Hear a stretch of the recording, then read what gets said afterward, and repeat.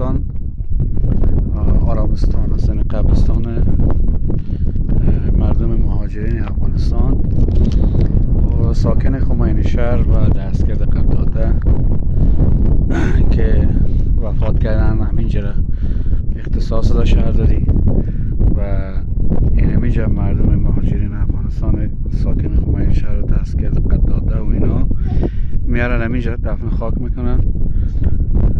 اینجا خیلی از دوستاست که اینجا دفن شدن، از جمله مادر خانم بنده و خیلی از سایر دوستای آشنایی که من میشناختم، از جمله این کربلای بهادری که عکسش اینجا میبینید و این قسمت که از لحاظ جغرافیایی اون سمت خمینی شهر است، واقع بین مثلا مسیر شاهینشهر و خمینی شهر یک جاده کمربندی احداث شده که اون پالایشگاه چیز است، پالایشگاه اصفهان است، اونجا در تاثیر مورد میشه. این جاده کمربندی است که از این قسمت میره سمت خمینی شهر و دیگه سمت خرم آباد و همه جا میشه از این مسیر که این طرف پشت از این کوه مثلا سمت نجف آباد و سمت خرم آباد و لرستان اون برا میشه. امروز روز دوم عید فطر است 1404 ساعت 5 بعد از ظهر. یکی از هموطنان اومدن سر مزار دوستایشان.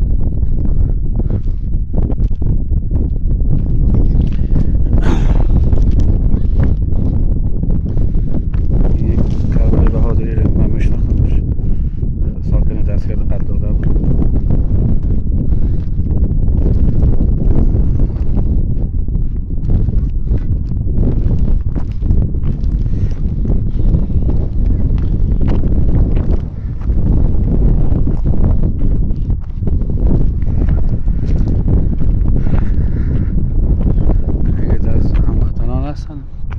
خارج از کشور هستن، خارج از ایران هستن، اینجا آمدن خاطره دارن، شاید کلیپ رو ببینن برشان یادآور خاطراتشان باشه.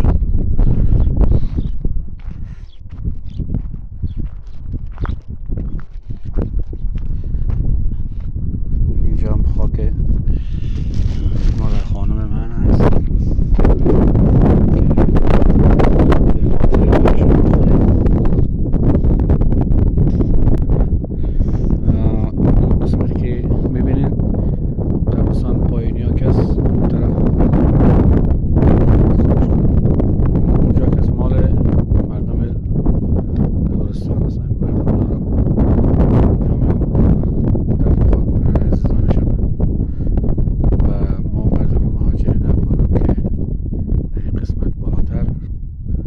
دادن شهرداری خمینی شهر،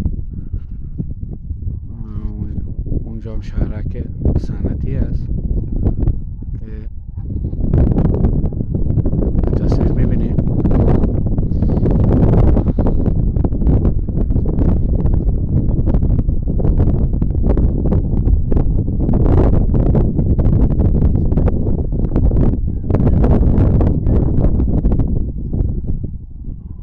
جاده کمربندی هم که بعض ماشینا گذر میکنه میبینید.